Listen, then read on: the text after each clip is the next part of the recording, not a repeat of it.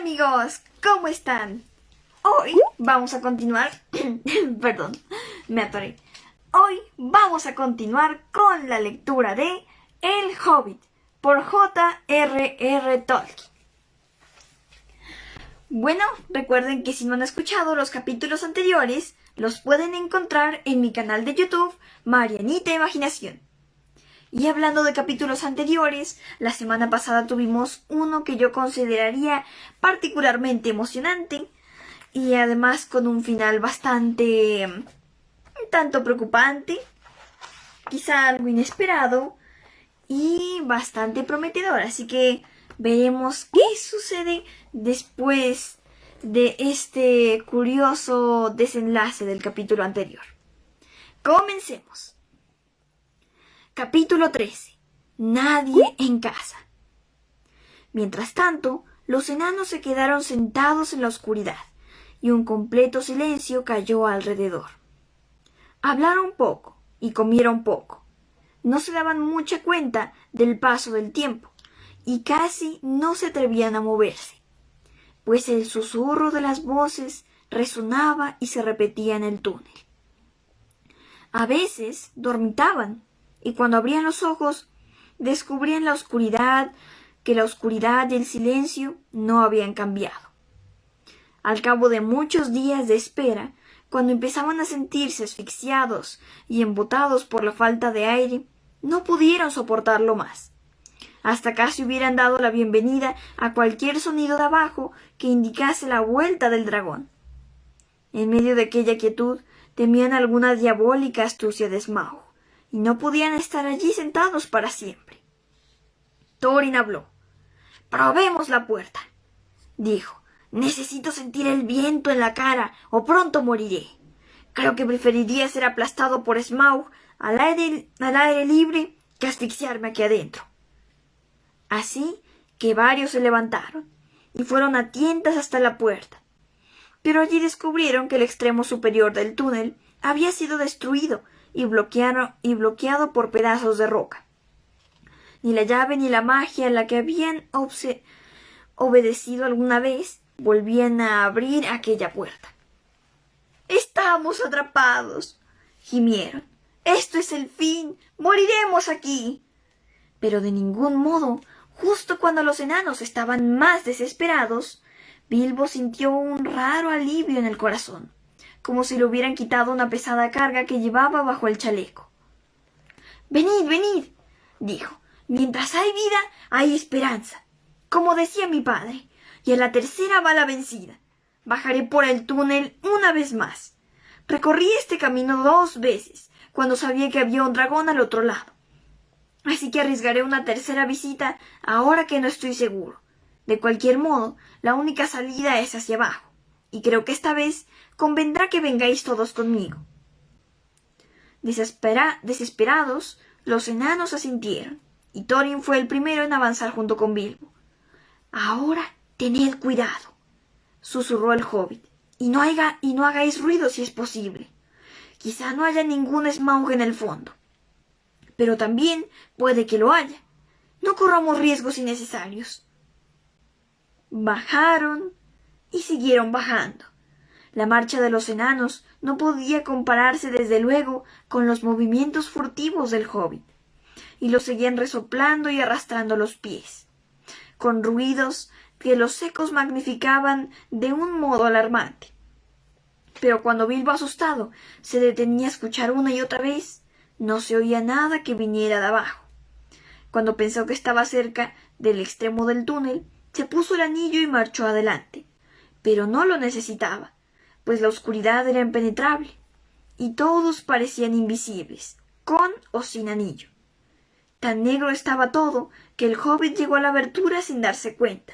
Extendió la mano en el aire, trastabilló y rodó de cabeza dentro de la sala.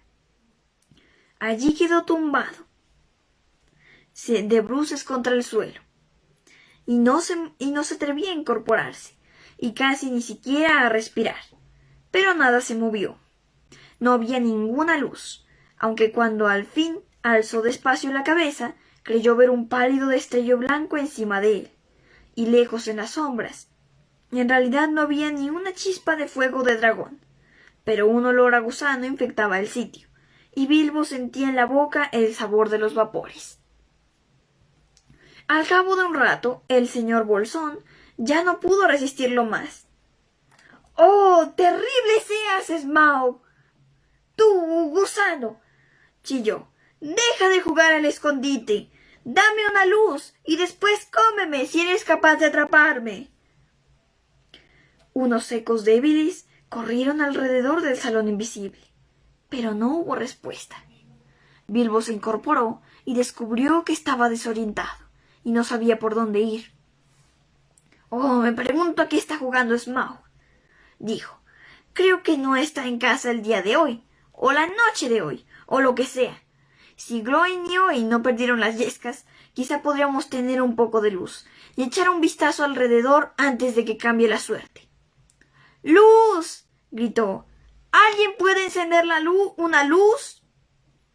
Los enanos, claro está, se habían asustado mucho cuando Bilbo tropezó con el escalón y con un fuerte topetazo entró de bruces en la sala y se había sentado acurrucándose en la boca del túnel, donde el hobbit los había dejado.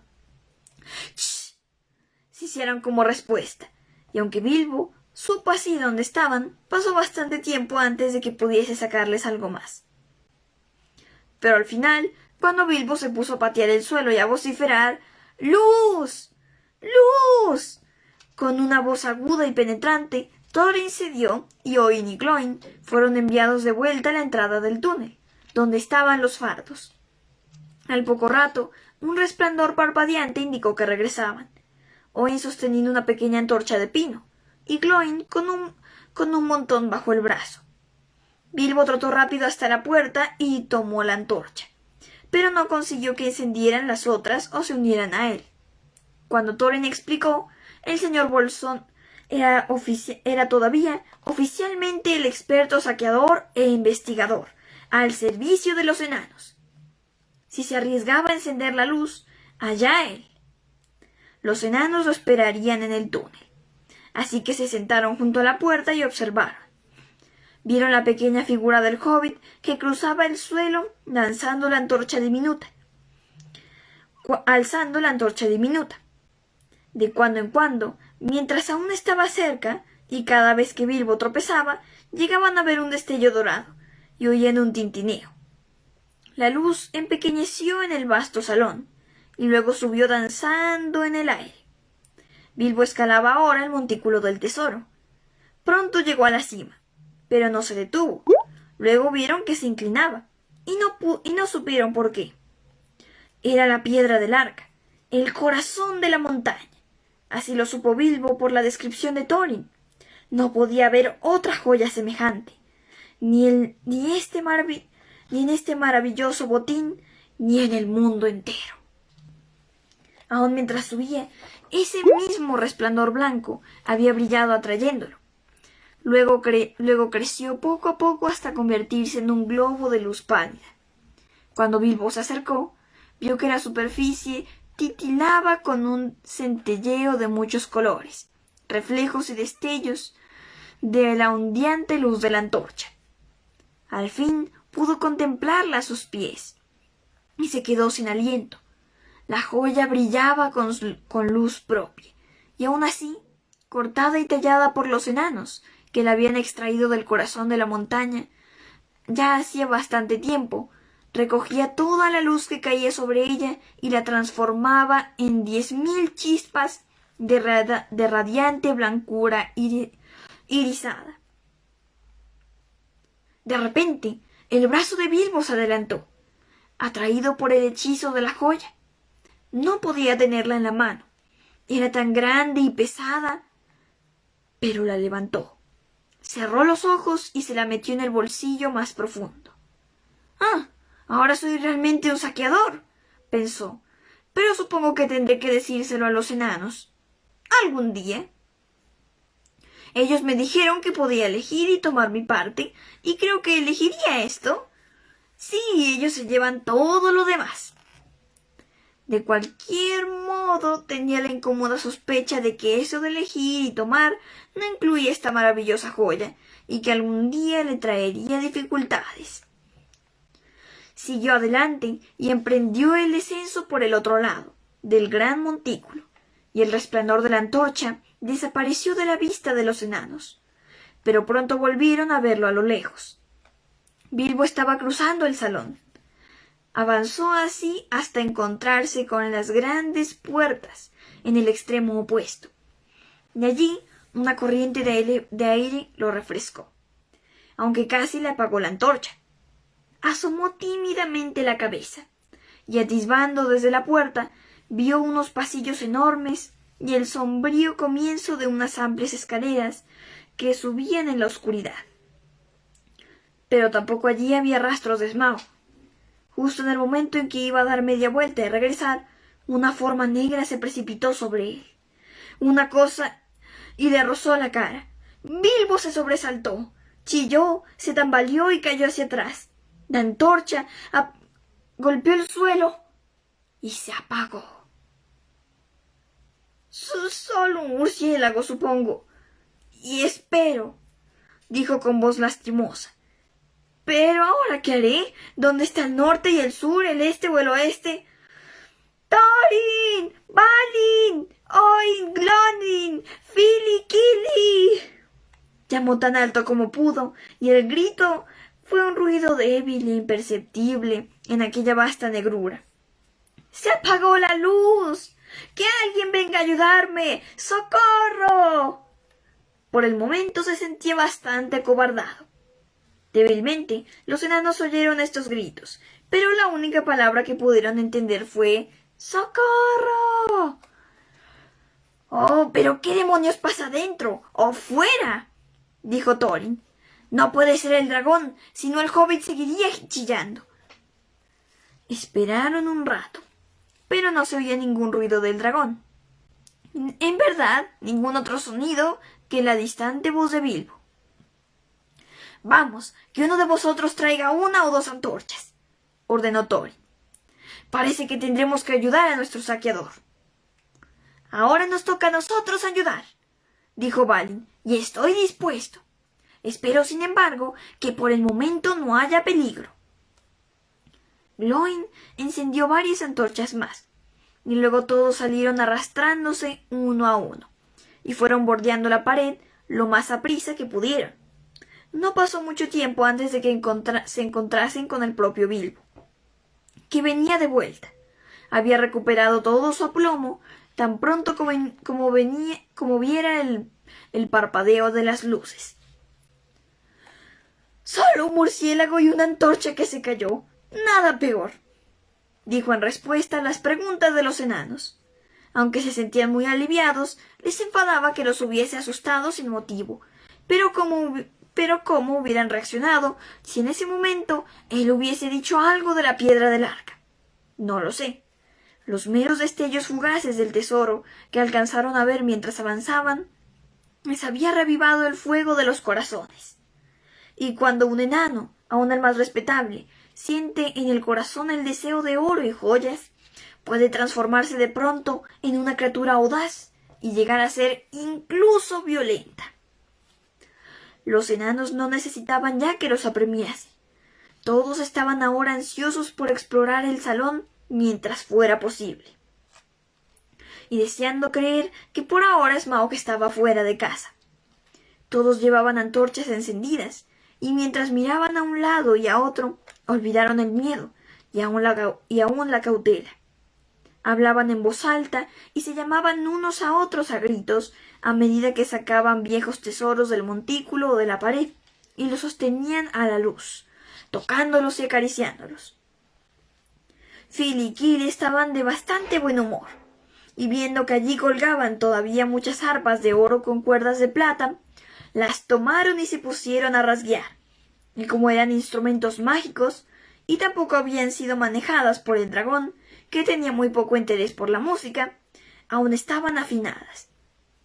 En el salón oscuro resonó ahora una melodía que no se oía desde hacía tiempo, pero los enanos eran en general muy más prácticos. recogían joyas y se atiborraban los bolsillos, y lo que no se podían llevar lo dejaban caer entre los dedos abiertos suspirando. Thorin no era el menos activo, e iba de un lado al otro buscando algo que no podía encontrar. Era la piedra del arca, pero todavía no se lo había dicho a nadie. En ese momento, los enanos descolgaron de las paredes unas armas y unas cotas de malla. Se armaron ellos mismos. Un rey en verdad parecía Thorin, vestido con un abrigo de anillas doradas y con un hacha de empuñadura de plata, en el cinturón tachonado con piedras rojas. «Señor Bolsón», dijo, «aquí tienes el primer pago de tu recompensa. Tira tu viejo abrigo y toma este». Enseguida le puso a Bilbo una pequeña cota de malla, forjada para algún joven príncipe elfo mucho tiempo atrás.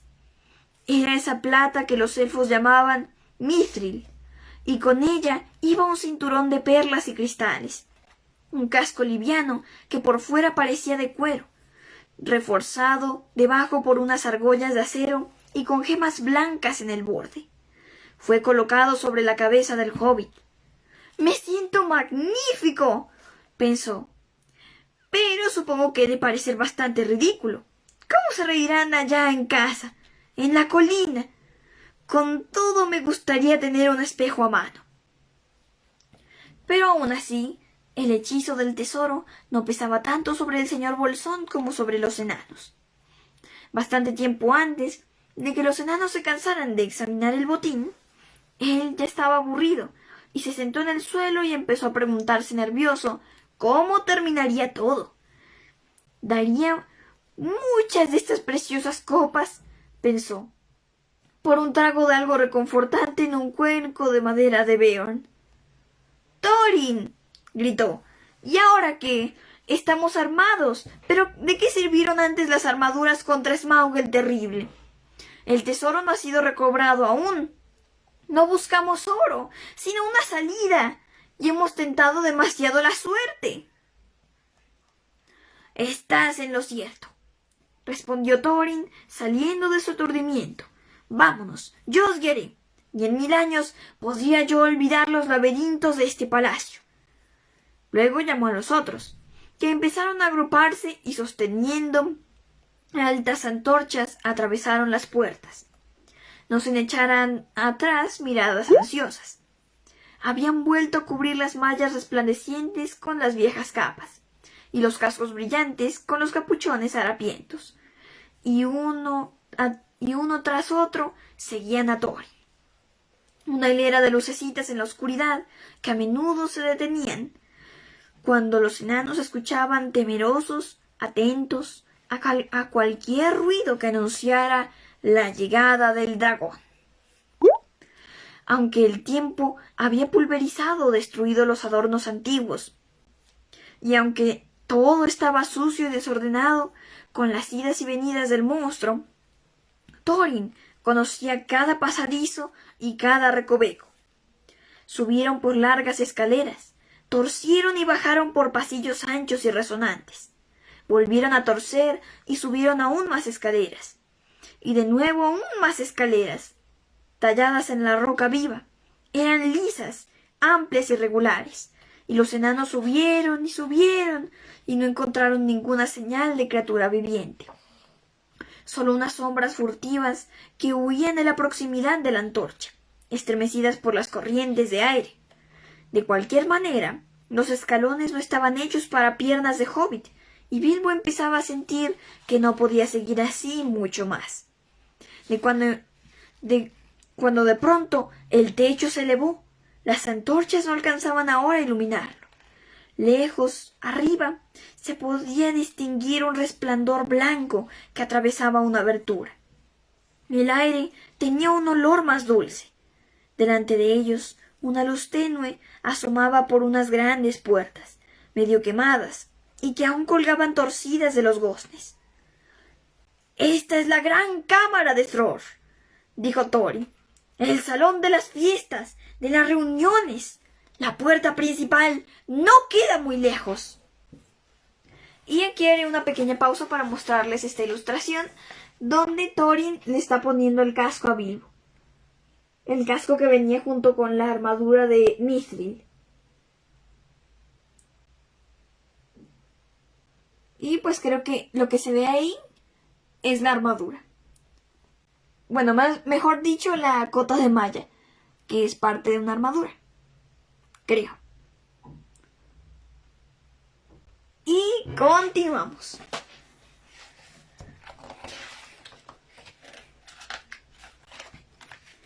Cruzaron la cámara arruinada. Las mesas estaban pudriendo allí. Sillas y bancos yacían patas arriba, carbonizados y carcomidos. Cráneos y huesos estaban tirados por el suelo entre jarros, cuernos, cuencos de beber, destrozados y polvo. Luego de cruzar otras puertas en el fondo de la cámara, un rumor de agua llegó hasta ellos, y la luz grisácea de repente se aclaró. «Allí está el nacimiento del río Rápido», dijo Thorin. «Desde aquí, corre hacia la puerta. Sigámoslo». Desde una abertura oscura, en una pared de roca, manaba un agua hirviendo, y fluía en remolinos por un estrecho canal que la habilidad de unas manos, una calzada bastante ancha como para que varios hombres pasaran de frente. Fueron deprisa por la calzada, y he aquí que luego de un recodo de clara luz del día apareció ante ellos. Allí, delante, se levantaba un arco elevado, que aún guardaba los fragmentos de obras talladas, aunque deterioradas, ennegrecidas y rotas. Un sol neblinoso enviaba una pálida luz entre los brazos de la montaña, y unos rayos de oro caían sobre el pavimento del umbral. Un torbellino de murciélagos, arrancados de su letargo por las antorchas humeantes, revoloteaban sobre ellos, que marchaban a saltos, deslizándose sobre piedras que el dragón había alisado y desgastado. Ahora el agua se precipitaba ruidosa y descendía en espumas hasta el valle. Dejaron caer las antorchas pálidas y miraron asombrados. Habían llegado a la puerta principal, y el valle estaba allí afuera. «Bien», dijo Bilbo, «nunca creí que llegaría a mirar desde esta puerta, y nunca creí estar tan contento de ver el sol de nuevo y sentir el viento en la cara. Pero, este viento es frío». Lo era. Una brisa helada soplaba desde el este con la amenaza del invierno incipiente. Se remolinaba sobre los brazos de la montaña y alrededor bajando hasta el valle, y suspiraba por entre las rocas. Después de haber estado tanto tiempo en las sofocantes profundidades de aquellas cavernas encantadas, Bilbo y los enanos tiritaban al sol. De pronto, Bilbo cayó en cuenta de que no solo estaba cansado, sino también muy hambriento. La mañana ha de estar bastante avanzada, dijo, y supongo que es hora del desayuno. Si hay algo para desayunar, claro. Pero no creo que las puertas de Smaug sean el lugar más apropiado para ponerse a comer. Vayamos a un sitio donde estemos un rato tranquilos. De acuerdo, dijo Balin. Creo que sé a dónde tenemos que ir. Al viejo puesto de observación en el borde sudeste de la montaña. ¿Está muy lejos?, preguntó el hobbit. A unas 5 horas de marcha, yo diría. Será una marcha dura. La senda de la puerta de la ladera izquierda del arroyo parece estar toda cortada. Pero mira allá abajo. El río se tuerce de pronto al este del valle, frente a la ciudad en ruinas. En ese punto hubo una vez un puente que llevaba unas escaleras empinadas en la orilla derecha, y luego un camino que corría hacia la colina del Cuervo. Allí había un sendero que dejaba el camino y subía hasta el puesto de observación. Una dura escalada también, aun si las viejas gradas están todavía allí. —¡Señor! —gruñó el hobbit— ¿Más caminatas y escaladas sin desayuno?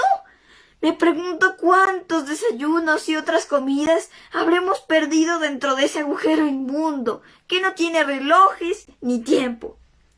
En realidad habían pasado 2 noches, y el día entre ellas, y no por completo sin comida, desde que el dragón destrozara la puerta mágica. Pero Bilbo había perdido la cuenta del tiempo, y para él tanto podía haber pasado una noche como una semana de noches. Vamos, vamos, dijo Thorin riéndose. Se sentía más animado y hacía sonar las piedras preciosas que tenía en los bolsillos.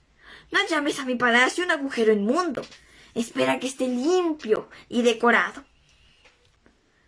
Eso no ocurrirá hasta que Smaug haya sido vencido, dijo Bilbo sombrío. Mientras tanto, ¿dónde está? Daría un buen desayuno por saberlo.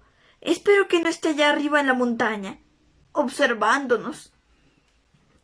Esa idea inquietó mucho a los enanos, y decidieron enseguida que Bilbo y Balin tenían razón. «Oh, tenemos que alejarnos de aquí», dijo Dori. «Siento como si me hubiesen clavado los ojos en la nuca». «Es un lugar frío e inhóspito», dijo Bombur. «Puede que haya algo de beber, pero no veo indicios de comida. En lugares así, un dragón está siempre hambriento». «¡Adelante, adelante!», gritaron los otros. «Sigamos la senda de Balin». Y antes de continuar, nuevamente les muestro la ilustración que tenemos aquí.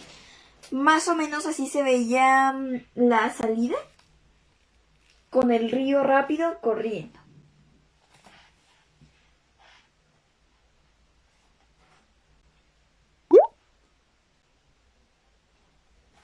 Continuamos.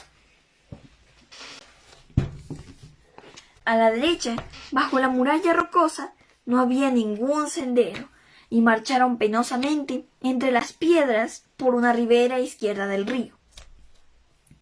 Y en la desolación y el vacío pronto se sintieron otra vez desanimados. Aun el propio Thorin. Llegaron al puente del que Balin había hablado, y descubrieron que había caído hacía tiempo.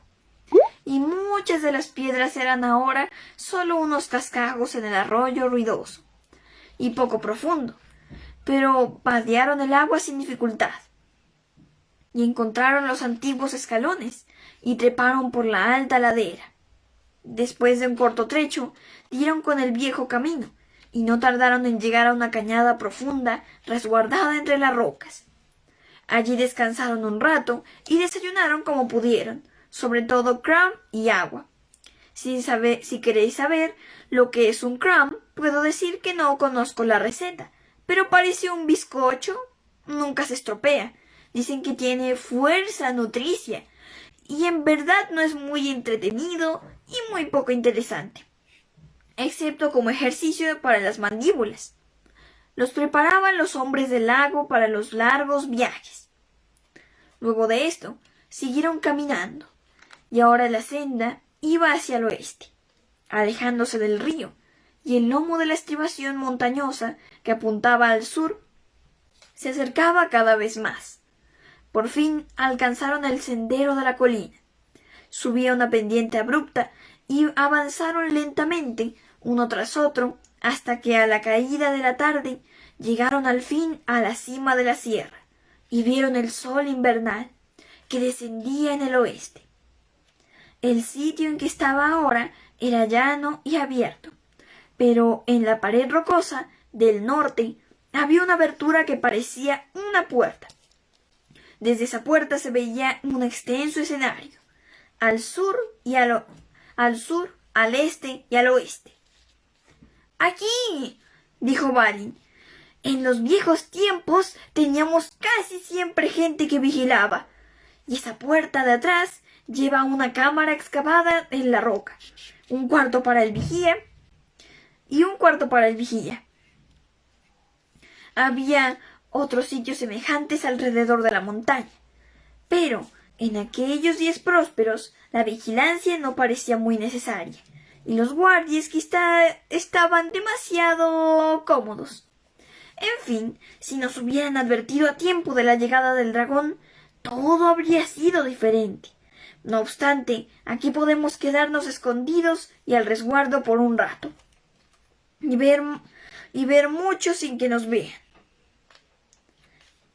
De poco servirá si nos han visto venir aquí, dijo Dory, que siempre estaba mirando hacia el pico de la montaña, como si esperase ver allí a Smaug, posado como un pájaro sobre un campanario. Tenemos que arriesgarnos, dijo Dory. Hoy no podemos ir más lejos. Bien, bien, gritó Bilbo, y se echó al suelo. En la cámara de roca había lugar para 100, y más adentro había otra cámara más pequeña, más protegida del frío de afuera. No había nada en el interior, y parecía que ni siquiera los animales salvajes habían estado alguna vez allí en los días del dominio de Smaug. Todos dejaron las cargas, algunos se arrojaron al suelo y se quedaron dormidos, pero otros se sentaron cerca de la puerta y discutieron los planes posibles. Durante toda la conversación volvían una y otra vez al mismo problema. ¿Dónde está Smaug? Miraban al oeste y no había nada, al este y no había nada, al sur y no había ningún rastro del dragón, que allí revoloteaba una bandada de muchos pájaros. Se quedaron mirando, perplejos. Aún no habían llegado a entenderlo, cuando asomaron las primeras estrellas frías. Y bueno, este fue nuestro primer capítulo de hoy, ya que hoy leeremos 2. Les cuento que con este capítulo empezamos la tercera y última parte del libro. De hecho, la semana pasada olvidé comentarles que terminamos la segunda parte, ya que pues se podría decir que este libro se puede dividir en 3 partes.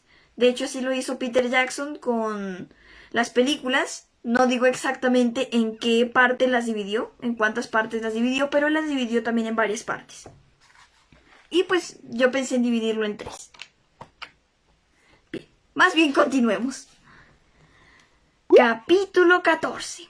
Fuego y agua. Si ahora deseáis, como los enanos, saber algo de Smaug, tenéis que retroceder a la noche en que destrozó la puerta y furioso se alejó volando. 2 días antes. Los hombres de Esgaroth, la ciudad del lago, estaban casi todos dentro de las casas, pues la brisa soplaba desde el este negro, y era desapacible. Pero unos pocos charlaban en los muelles y miraban, como de costumbre, las estrellas que brillaban sobre la tranquila superficie del lago a medida que aparecían en el cielo. Allí, donde el río rápido llegaba desde el norte por un desfiladero. Las colinas bajas del otro extremo del lago ocultaban a la ciudad la mayor parte de la montaña. Solo en los días claros alcanzaban a ver el pico más alto, y rara vez lo miraban, pues era ominoso y atemorizante. Aún a la luz matinal, ahora parecía perdido y desaparecido, borrado por la oscuridad. De súbito, la montaña apareció un momento. Un brillo leve la tocó y se desvaneció. —¡Mirad! —dijo uno—, ¡las luces! También ayer las vieron los centinelas. Se encendieron y apagaron desde la medianoche hasta el alba. Algo pasa allá arriba. —Oh, quizá el rey bajo la montaña esté forjando oro —dijo otro—. Ya hace tiempo que se fue hacia el norte. Es hora de que las canciones empiecen a ser ciertas otra vez. —¿Qué rey? —dijo otro con voz severa—. Lo más probable es que sea el fuego merodeador del dragón, el único rey bajo la montaña que hemos conocido. —Oh, siempre estás anunciando cosas horribles —dijeron otros—. Cualquier cosa, desde inundaciones a pescado envenenado. Piensa en algo alegre. Entonces, de pronto, la luz apareció al pie de las colinas y doró el extremo norte del lago. —¡El rey bajo la montaña! —gritaron los hombres. —Tiene tantas riquezas como el sol, manantiales de plata y ríos de oro. ¡El río trae oro de la montaña!, exclamaron, y en otras partes de las ventanas se abrían los pies y exclamaron, y en todas partes las ventanas se abrían y los pies se apresuraban. Una vez más hubo un tremendo entusiasmo y emoción en la ciudad. Pero el individuo de la voz severa corrió a toda prisa hasta el gobernador. «O yo soy tonto o el dragón se está acercando», dijo. «¡Cortad los puentes! ¡A las armas! ¡A las armas!». Tocaron enseguida las trompetas de alarma y los ecos resonaron en las orillas rocosas. Los gritos de entusiasmo cesaron y la alegría se transformó en miedo. Y así fue que el dragón no los encontró por completo desprevenidos. Muy pronto, tan rápido venía, como pudieron verlo, como una chispa de fuego que volaba hacia ellos, cada vez más grande y brillante. Hasta el más tonto supo entonces que las profecías no habían sido muy certeras.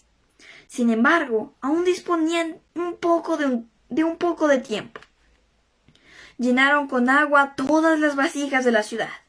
Todos los herreros se armaron, prepararon los venablos y las flechas, y el puente fue derribado y destruido antes de que se oyera el rugido de la terrible llegada de Smaug, y el lago se erizaba rojo como el fuego bajo el tremendo batido de las alas. Los chillidos, lamentos y gritos de los hombres. Entre los chillidos, lamentos y gritos de los hombres, Smaug llegó sobre ellos y se precipitó hacia los puentes. Lo habían engañado. El puente había desaparecido y sus enemigos estaban en una isla en medio de un agua profunda, demasiado profunda, oscura y fría. Ni siquiera si se echaba ahora al agua, los vaos y los vapores se entenebrecerían sí, la tierra durante mucho tiempo, pero el agua era más poderoso y acabaría con él antes de que consiguiese atravesarlo. Rugiendo voló de vuelta sobre la ciudad. Una granizada de flechas oscuras se elevó y chasqueó y le golpeó las escamas y joyas, y el aliento de fuego encendió las flechas. Y cayeron de vuelta al agua, ardiendo y silbando. Ningún fuego de artificio que hubierais imaginado alguna vez había podido compararse con el espectáculo de aquella noche. El tañido de los arcos y el toque de trompetas enardeció aún más la cólera del dragón, hasta que encegueció y enloqueció. Nadie se había atrevido a enfrentarlo desde mucho tiempo atrás, ni se habrían atrevido entonces. Si el hombre de voz severa, Bardo se llamaba, no hubiera corrido de acá para allá, animado a los arqueros y pidiendo al gobernador que ordenase luchar hasta la última flecha. Las fauces del dragón despedían fuego. Por un momento voló en círculo sobre ellos, alto en el aire, alumbrando todo el lago. Los árboles de las orillas brillaban como sangre y cobre, con sombras muy negras que subían por los troncos. Luego descendió de pronto, atravesando la tormenta de flechas. Temerario de furia, sin tratar de esconder los flancos escamosos, buscando solo incendiar la ciudad. El fuego se elevaba de los tejados de paja y los extremos de vigas mientras Smaug bajaba y pasaba, y daba la vuelta, aunque todo había sido empapado en agua antes de que él llegase. Siempre había 100 manos que arrojaban agua donde quiera que apareciese una chispa. Smaug giró en el aire. La cola barrió el tejado de la casa grande, que se desmoronó y cayó. Unas llamas inextinguibles subían altas en la noche.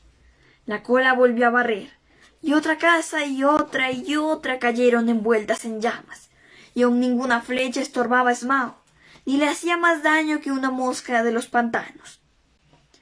Ya los hombres saltaban al agua por todas partes. Las mujeres y los niños se apretaban en botes de carga y en la ensenada del mercado. Las armas caían al suelo. Hubo luto y llanto donde hacía poco tiempo los enanos habían cantado las alegrías del porvenir. Ahora los hombres maldecían a los enanos. El mismo gobernador corría hacia una barca dorada, esperando alejarse remando de la confusión y salvarse. Pronto no quedaría nadie en toda la ciudad, y sería quemada y arrasada hasta la superficie del lago. Eso era lo que el dragón quería. Poco le importaba que se metieran en los botes. Tenía una excelente diversión cazándolos, o podría dejarlos en medio del lago hasta que se murieran de hambre. Que intentasen llegar a la orilla y estaría esperando, preparado. Pronto incendiaría todos los bosques de las orillas y marchitaría todos los campos y las hierbas. En ese momento disfrutaba del deporte del acoso a la ciudad más de lo que había disfrutado cualquier otra cosa en muchos años.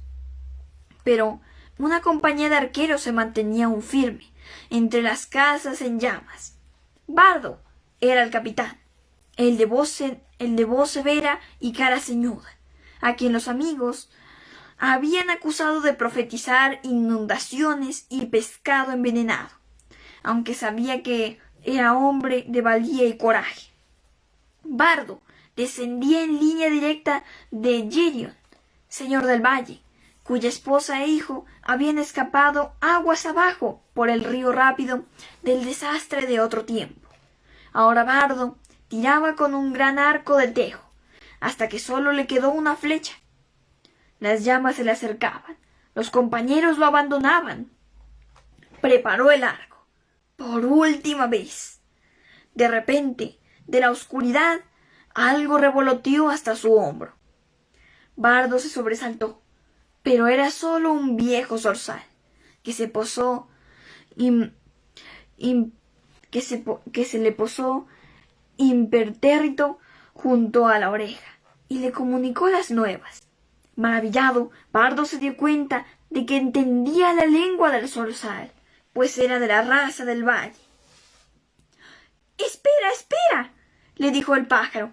—La luna está asomando. Busca el hueco del pecho izquierdo cuando vuele.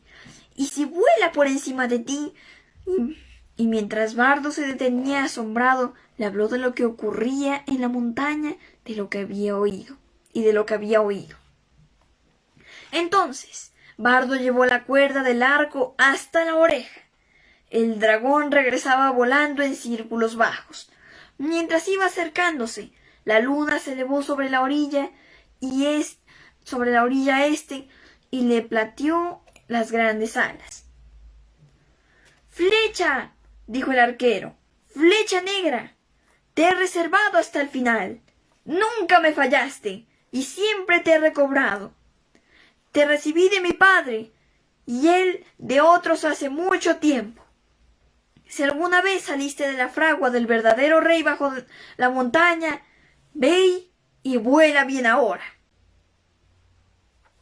El dragón descendía de nuevo, más bajo que nunca, y cuando se precipitaba sobre Bardo, el vientre blanco resplandeció, con fuegos chispeantes de gemas a la luz de la luna. Pero no en un punto. El gran arco chasqueó. La flecha negra voló directa desde la cuerda al hueco del pecho izquierdo, donde nacía la pata delantera extendida ahora. En ese hueco se hundió la flecha, y allí desapareció punta, ástil y pluma. Tan fiero había sido el tiro. Con un chillido que ensordeció a los hombres, derribó árboles y desmenuzó piedras, Smaug saltó disparado en el aire, se precipitó a la tierra desde las alturas, cayó estrellándose en medio de la ciudad. Los últimos movimientos de agonía lo redujeron a chispas y resplandores. El lago rugió, un vapor inmenso se elevó, el blanco en la repentina oscuridad bajo la luna.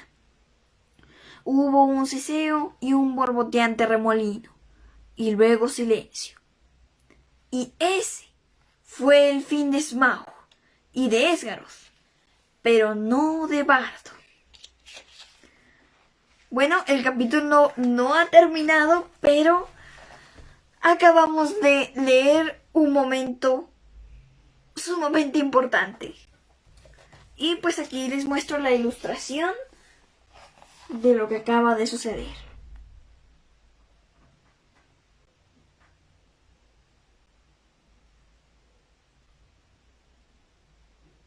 Continuemos.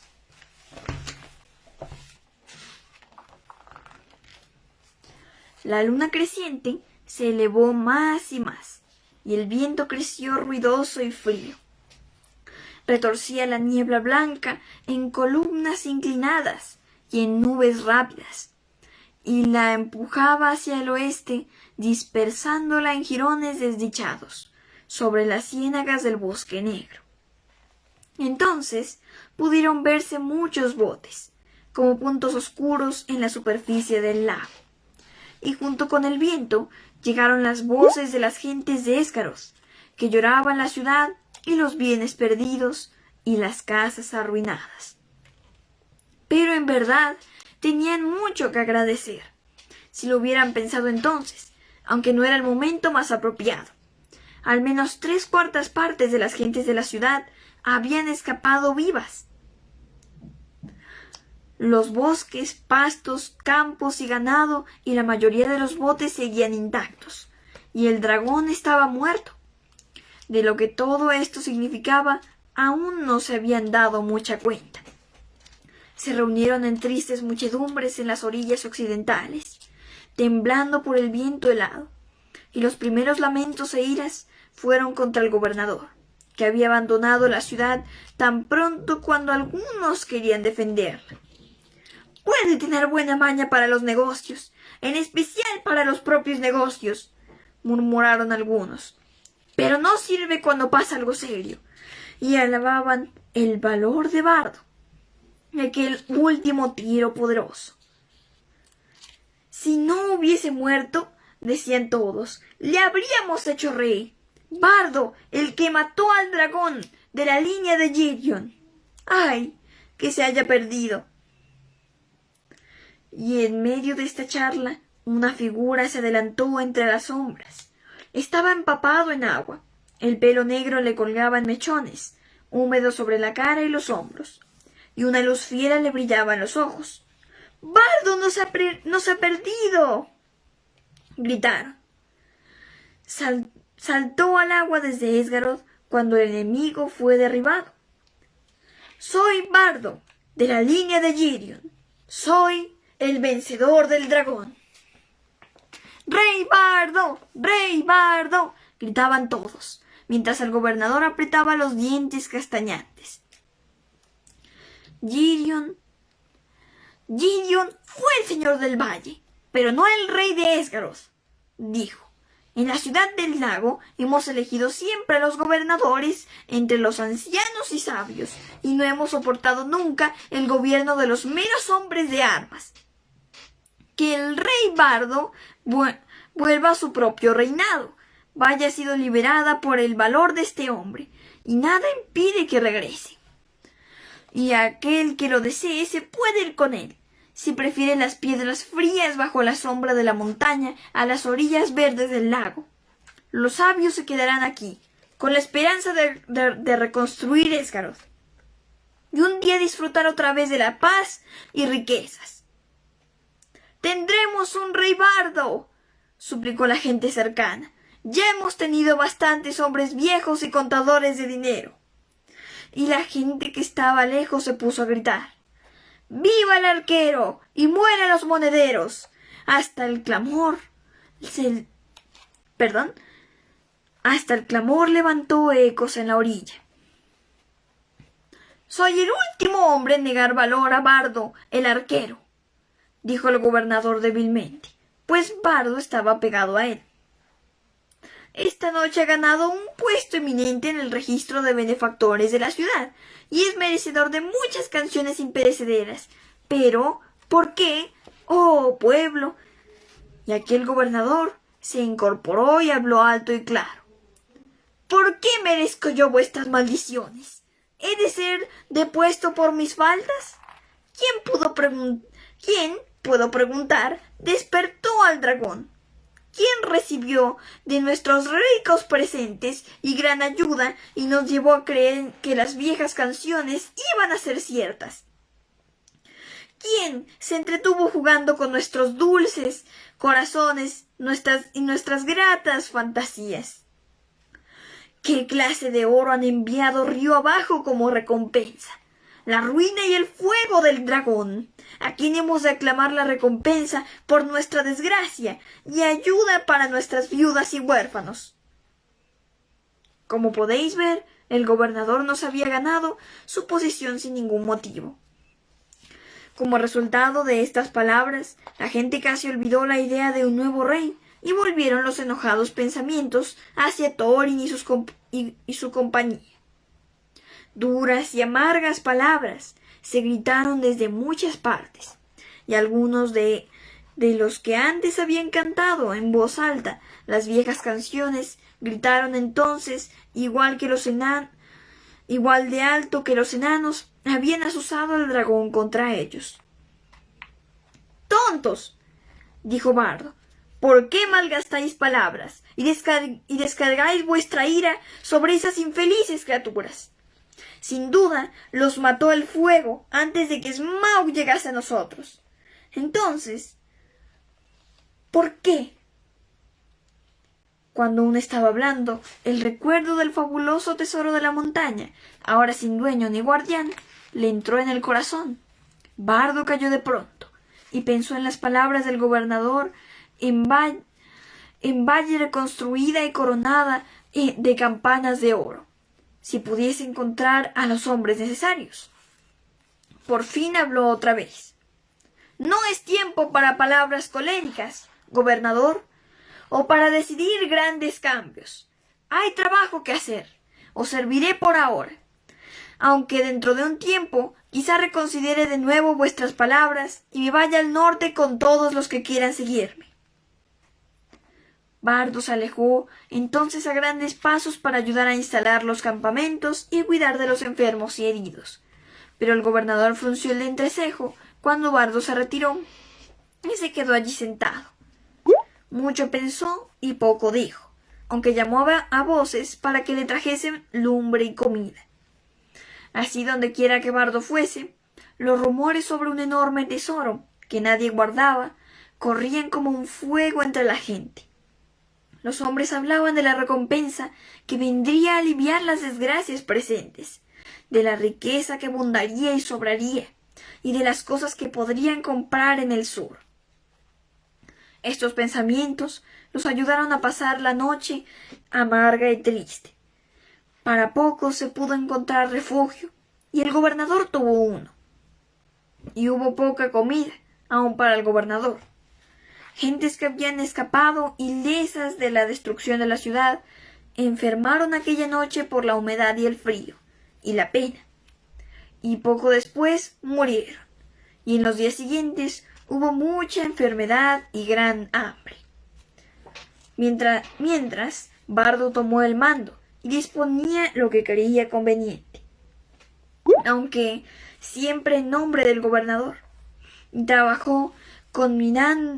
trabajó mucho conminando a las gentes de la ciudad y ordenando los preparativos para protegerlas y alojarlas.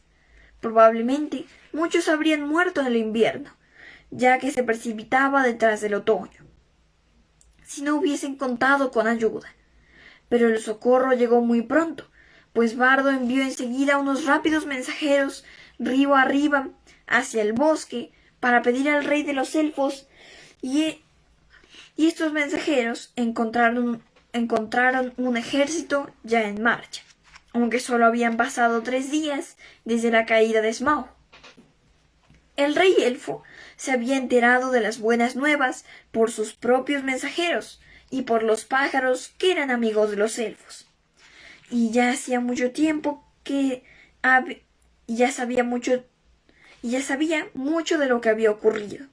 Muy grande, en verdad, fue la conmoción entre las criaturas aladas que moraban en los límites de la desolación del dragón. Las bandadas que volaban en círculos oscurecían el aire, y los mensajeros veloces iban de aquí para allá, cruzando el cielo. Sobre los límites del bosque hubo silbidos, gritos y piares. Desde lejos y más allá del bosque negro se extendieron las noticias. ¡Ha muerto Smaug! Las hojas susurraron y unas orejas sorprendidas se enderezaron atentas. Aunque el rey elfo empezara a cabalgar, las noticias habían llegado al oeste, aún antes de que el rey elfo partiera. En los pinares de las montañas nubladas, Beorn las había oído en casa del bosque, y los trasgos se reunieron en conciliábulos dentro de las cuevas. Eso será lo último que oigamos de Thorin escudo de roble, me temo, dijo el rey. Había sido mejor que se hubiese quedado aquí, como un invitado mío. Sin embargo, añadió, mal viento es el que nadie lleva nuevas, porque tampoco él había olvidado la leyenda de la riqueza de Thror. Así que los mensajeros de Bardo lo encontraron en marcha, con muchos arqueros y lanceros. Y los grajos se apiñaban en bandadas sobre él, pues pensaban que la guerra volvía a despertar. Una guerra como no había habido otra en aquellos parajes desde hacía mucho tiempo.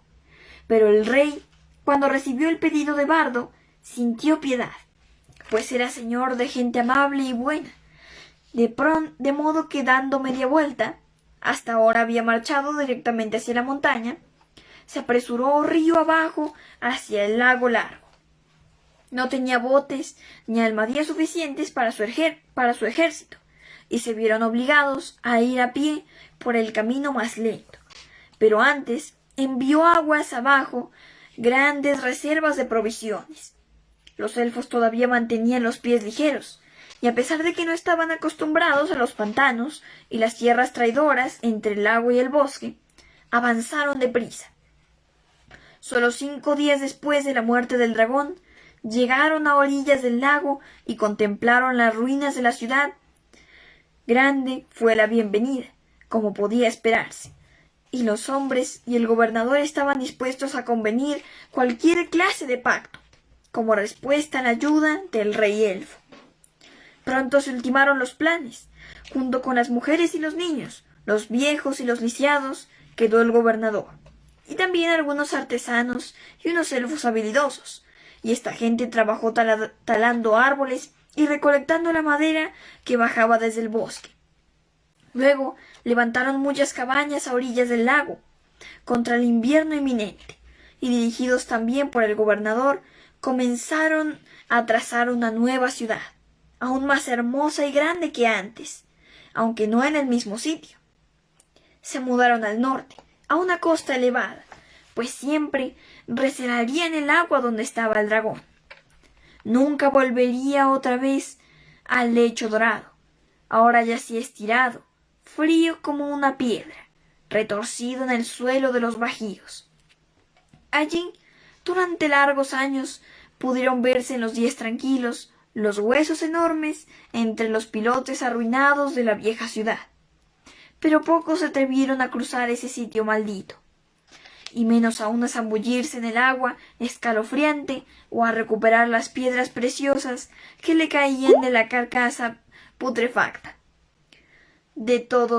Pero todos los hombres de armas que aún podían tenerse en pie, y mayor parte de la fuerza del rey elfo, se dispusieron a marchar al norte, a la montaña.